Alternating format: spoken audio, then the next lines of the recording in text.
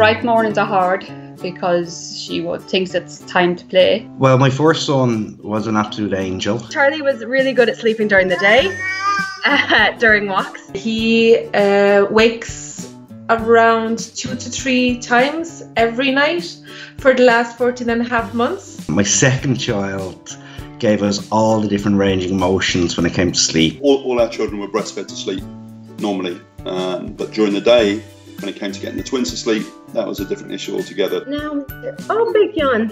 The one thing that we found that was consistent enough to be worthwhile was going out to drive the car. Now, the great advantage of that was that while I was out driving the car, Karen, my wife, could get a bit of sleep.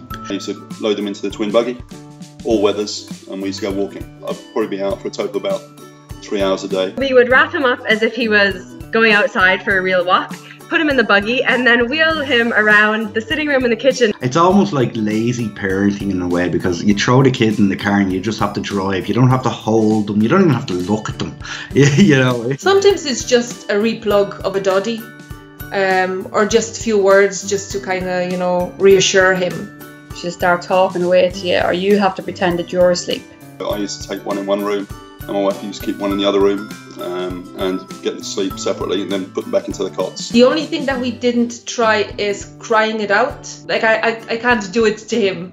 I think the big trick is to try and sleep when they sleep. And if that means taking a nap during the day, take a nap during the day, because the night time can be so hard. Say hi. No.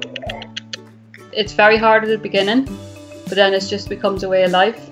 People tell you that you get used to it and you can't believe it, but you do. You have to keep going, that's the thing. Only another year or 2 years ago.